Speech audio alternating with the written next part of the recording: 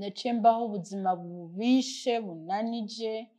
niga kwiba très sérieusement nk'umuntu w'umukatarina datinya ikintu na kimwe niga iyo ngeso yose abandi ba toxicomane abandi ba junk ingene babigira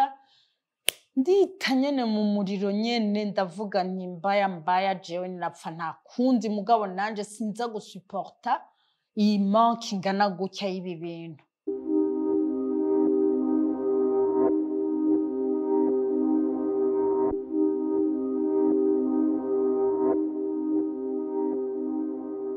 Jewe sinovuga ngo nari umweranda vraiment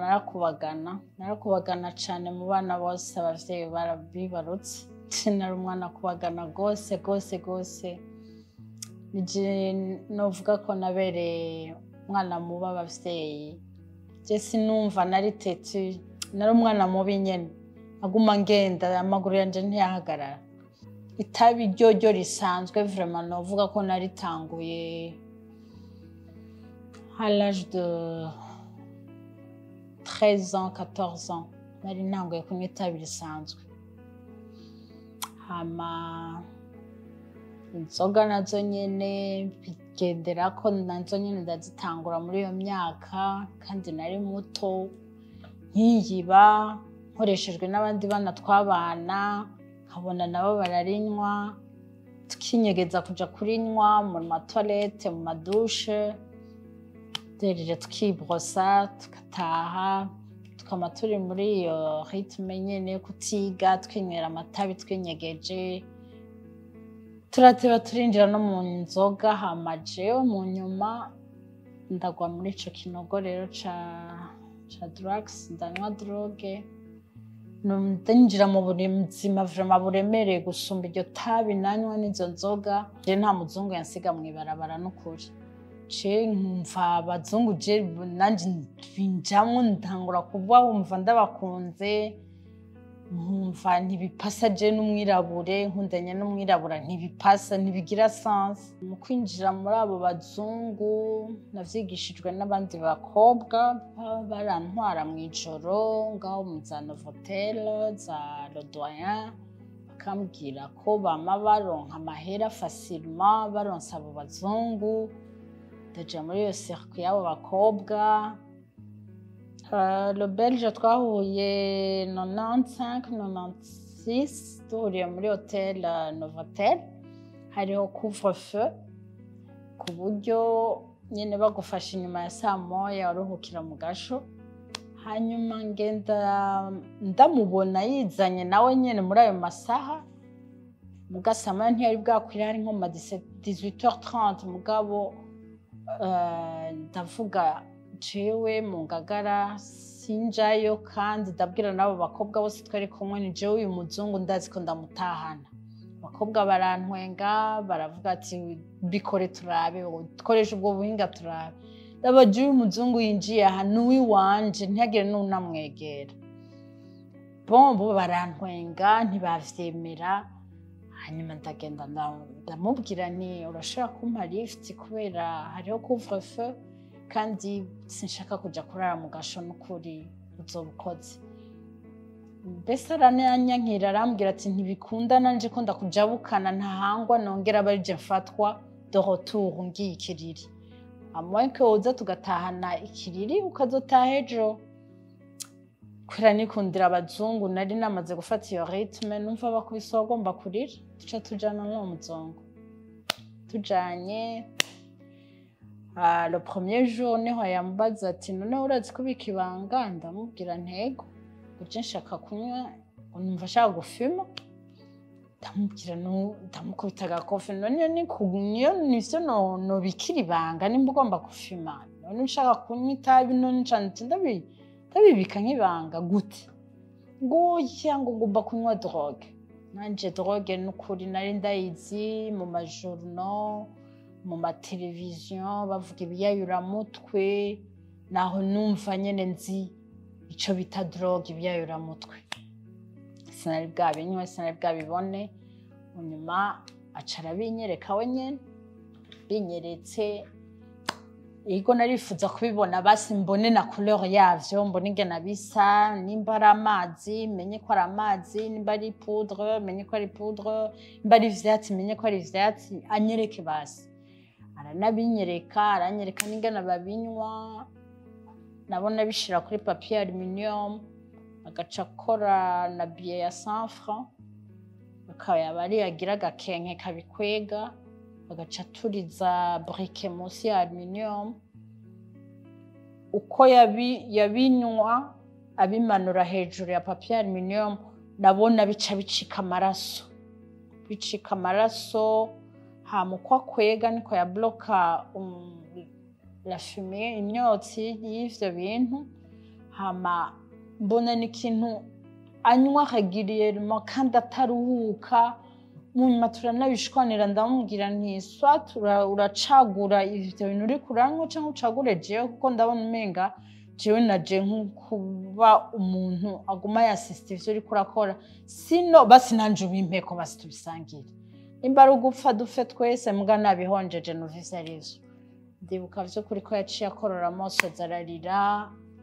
arababara cane, ati nanje ni ibintu ninjiyemwo mu kutamenya, n'uno musi sinzi ingana nobivamwo n'ukuri. Nawe uriko urabinsaba utazi na conséquence bizogushikira mu nyuma. Ndavuga we fa kumpa je ninywere, kuko naho uza kubinyima ukaja ku kazi ndabona aho uriko urabibika, kandi bamaze kunyereka ingene babiprepara mu kubinywa, nzovyiha atari huri ndabinywe. Arabona nyene yuko sine plus la peine yo kunyima, aca arabimpa. Ndabinyoye, ndibuka ko naciye ndaraba. Aransuka ko amazi, arankubita amakofe, ndavuga ko biri kuri kurankubita kuko tumufrapa. Aravuga ati je nari twapfuye. Ndavuga oya ndihoreka kunkubita. Bon, mu nyuma uko kurabuka kwanje, ndibuka ko navyukiye kumva nshaka vyinshi kuri utwo tulayini tubiri yarampaye. Numva nvyukanye manque nyinshi cane yuko umusaba vyinshi plus que ivyo yampaye avant. Hanyuma ndabinyoye, numva ndasubiye kumera neza. Hama tuguma ngaho, wewe aguma abinywa nkuko yabinywa nyene quotidiennement. Hanyuma jise nabibandanyije ko numva plus nguma ndabinywa, naca ndaba numva binjana ubwenge pole. Ariko lo matani vyabujije ko asubira kubinywa, nkasubira nkabimusaba, kandi dusanga twiko turabinywa nyene. Turabinywa, haragera igihe ahaza araza avuye ku kazi arushe cane kandi ari muri manque, akaba ari je mba oblige yo kuja kubimuronderera mu Buyenzi. Ndateba ndamenya aba dealer agurirako. Haragera igihe rero bamuha mission yo kuja gukorera mu Rwanda i Kigali, aca arasaba umu chef de mission wiwe ati turashaka kujana n'umukopine wanje Mireille, ko yaje numva ntamusiga ngaha. Tuca turajana mu Rwanda, tukidepoza gusa amabagaje, ntituranaruhuka, nituroga, turacari cafuye. Avuga ngo tugende kurondera vya bintu vyiwe. Wewe yambwira ngo ahubwo yabinyoye, ngo sinomubona atabinyoye, ngo uze wirinde cane ntumbone ntabinyoye. Niho ndi mubi gusumba uko mbona nabinyoye. Nabinyoye ndi umuntu mwiza, ndi umuntu akundana, ndi umuntu ari gentil ari ngaho. Mugabo nabibuze udushaka ufate meza wiruke, ntungume n'iruhande cane kuko n'igisuwo usanga nakigucumiza. Hanyuma harageraho rero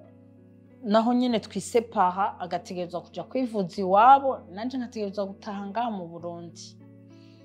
Hanyuma twisepaye, arambwira ko atampevye tuzogumana en communication, mugabo nta mobile yari akihari, ntiyari bwaze. Twakoresha izo telefone fixe, canke ukaja kuri cyber ukandikira umuntu wo hanze, ibintu vya gutyo. Bon, hanyuma agiye, jewe yari yambwiye ati ninagenda vraiment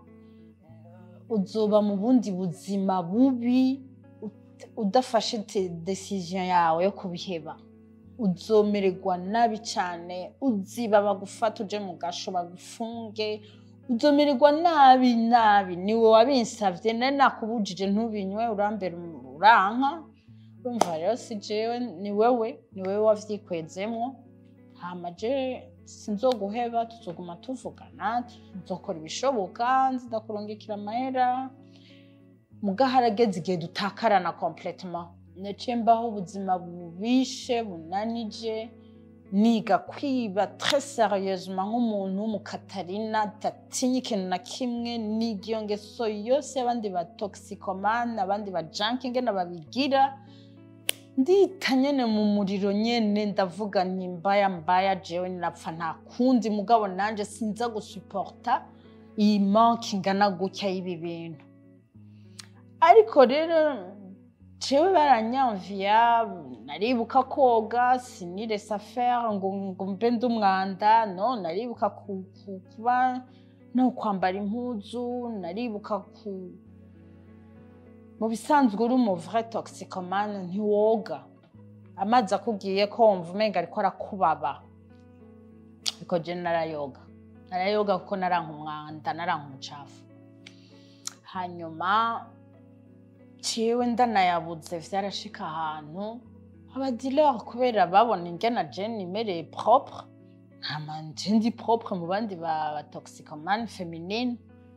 naho nabura amahera barambwira ati twende tundazi on fait l'amour je ndaguhaye ico ushaka